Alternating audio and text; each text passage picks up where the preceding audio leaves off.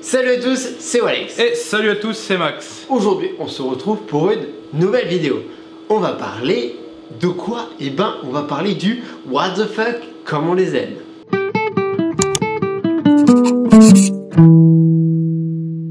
Et du coup, aujourd'hui, on accueille un nouveau tableau. Tada! Donc, vous le reconnaissez sûrement, c'est notre cher vendeur du lundi qui nous a expliqué beaucoup de choses et qu'on n'a pas forcément compris. Et c'est donc pour ça qu'on développe la bière cette semaine. Présente-toi, vas-y, à toi l'honneur. Alors moi je suis tableau, je suis blanc et on peut écrire sur moi. Nickel. Qu'est-ce que je disais? En vrai, oui, tu pardon, t'appelais qui je suis. Alors en vrai je m'appelle Hugues. Ok. En vrai je m'appelle Hugues et je suis responsable de la cave des bières de Midgard. Tiens, regarde Max, j'ai trouvé une bière avec une étiquette jaune. Alors, je sais pas du tout ce que c'est Snake Venom. Alors Snake Venom, tu fais bien de dire what the fuck parce que pour le coup ça l'est vraiment, c'est un ovni, elle fait 67,5%. C'est beaucoup et c'est aussi impossible, on y arrive en rajoutant de l'éthanol à l'intérieur. Ce n'est donc pas une bière. Du coup, le fait qu'on rajoute quelque chose après la fermentation, ça déclassifie la bière du mot bière en fait. Alors c'est pas exactement ça en fait. L'éthanol a été distillé pour atteindre, enfin c'est comme ça qu'on atteint ce niveau-là de quantité d'alcool. Une bière ce n'est pas distillé, c'est fermenté. À partir du moment où on rajoute un distillat dedans, ce n'est plus une bière. Et du coup, est-ce que c'est la plus forte du monde? Alors non, c'est pas la plus forte du monde, il existe une bière d'origine autrichienne, si ma mémoire est juste, qui ferait 70%. On retrouve assez facilement sur internet son existence. Ceci dit, voilà, ce n'est pas the world's strongest beer, c'est une erreur. Très bien, Parfait. on passe au suivant. Du coup, j'ai entendu dire qu'il y a plein de brasseurs qui se lancent un peu dans des trucs what the fuck, et j'ai entendu une bière au bacon. Ouais, il existe une bière qui était brassée par deux copains à nous, des bières de Midgard, donc la brasserie Ouroboros, Gus détient, et la brasserie Hardreich, c'est Bertrand qui s'en occupe. Ils ont fait ce qu'on appelle une collaboration, ils ont fait une Unvegan Pale Ale. Donc là, ils l'ont brassée en rajoutant du bacon à l'intérieur, des oignons et du café. Ce qui paraît un peu ragoûtant comme ça. Et en fait, c'est un très joli Pale Ale. En fait, vous allez prendre un petit peu de l'oignon en arrivée en bouche. Et après ça va partir sur café Pale Ale, un style que personnellement j'aime beaucoup. C'est une très bonne bière qui malheureusement ne fait pas ressortir trop le côté bacon. Enfin c'est assez... c'est que je vais trop loin. Vu qu'il parlait trop, on se faisait chier, on a coupé. Ouais. Bla bla bla. Alors du coup, moi j'ai entendu un truc, ça m'a un petit peu fait bizarre, de la bière à l'hélium.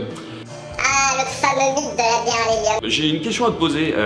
Quand tu bois n'importe quoi, de l'eau par exemple, est-ce que tu penses que l'eau va dans tes bronches? J'ai pas envie de mourir noyé, mais... Ben voilà. D'accord. Pas grand chose à rajouter d'autre, en général.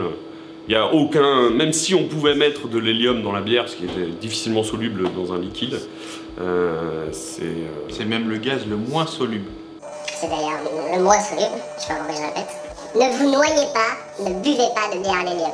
Alors, on va quand même sortir la petite anecdote de la bière à l'hélium. C'était pour le 1er avril 2014, la brasserie Samuel Adams qui avait sorti une petite vidéo en faisant croire justement à ses clients qu'ils allaient sortir cette fameuse bière à l'hélium qui est strictement impossible.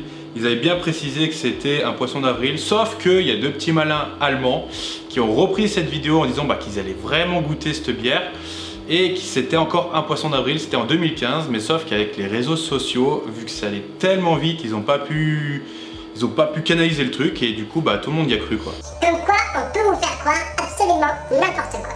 On m'avait dit qu'il y a une bière qui est interdite à la vente en France, je sais pas si tu la connais. C'est exact, ouais, c'est The End of the Story de chez Brewdog, une super brasserie écossaise qu'on aime beaucoup ici, et qui a brassé une bière qui fait 55% et qui était dans un écureuil empaillé.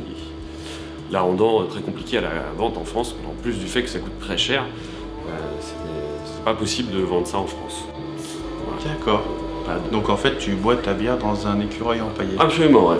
Alors je précise que la bière c'est toujours dans un verre. Oui, voilà, tout fou. Vous n'êtes pas obligé d'être en contact avec l'écureuil empaillé en question. Et en effet, l'écureuil a la bouche ouverte et il y a le goulot de la bière qui ressort par l'intérieur de son œsophage. Ce qui est une chose assez délirante pour le coup. Et c'est la bière la plus forte du monde, la seule et unique vraie bière la plus forte du monde.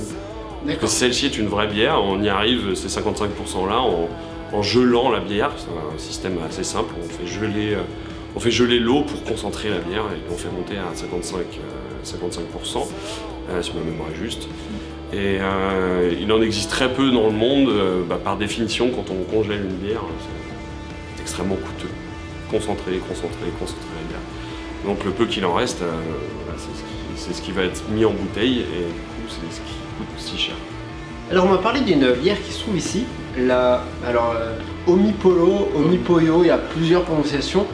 Qu'est-ce que c'est? Et je crois que j'en ai trouvé une par là. Bon, en plus elle est jolie. Ouais, c'est une super bonne bière, super belle bière en plus. On aime beaucoup le design. A priori, c'est la 5e meilleure brasserie du monde, classement Rate Beer qui est sorti il y a quelques semaines. Donc Rate Beer, le site internet qui appartient à l'EF. C'est bien de le préciser, il sera bien sûr dans la description. Voilà. Ceci dit, le classement est réel et intéressant puisque ce sont des internautes, vous, moi, nous, tout le monde qui peut noter ces bières-là et donc qui crée une certaine réalité à ce classement. Alors ces bières ont une particularité, certaines d'entre elles, c'est le cas de celle-ci qu'on aime beaucoup et qu'on a pu d'ailleurs déguster hier. Un peu de chance. Le brasseur qui, a priori, c'est comme ça qu'il explique, rêvait d'être maître pâtissier quand il était plus jeune, a voulu rappeler la bière de son enfance, donc les goûts de son enfance, et ça commençait par les desserts, cette fameuse pâtisserie, et donc il a voulu faire une bière qui rappelait le mud cake, un gâteau de type américain, une mud cake noix de pécan exactement, donc c'est brassé avec des arômes pour en arriver à cette qualité-là. C'est un excellent Imperial Stout et c'est absolument délicieux. Vous l'aurez compris, les bières... Jackie Pardon, Vous l'aurez compris, les bières What the Fuck, on pourrait en parler des heures, surtout avec la collection ici. On a eu la chance d'avoir de l'aide auprès de Rémi et de Hugues, des bières de Midgard, pour faire cette sélection. Yeah bro. N'hésitez pas à passer sur la page Facebook des bières de Midgard et de la cave de Midgard. Sur ce, pour soutenir un peu tous nos projets et pour remercier aussi nos partenariats, n'hésitez pas à mettre un pouce bleu, des commentaires, à vous abonner, ça nous fera bien plaisir. Et plus qu'une chose à vous dire, ciao, bisous, bye, à demain. Ciao, bonsoir. Je sais pas pourquoi je dis ça. Ciao, bonsoir. Ciao, bonsoir, ça passe. C'est bon.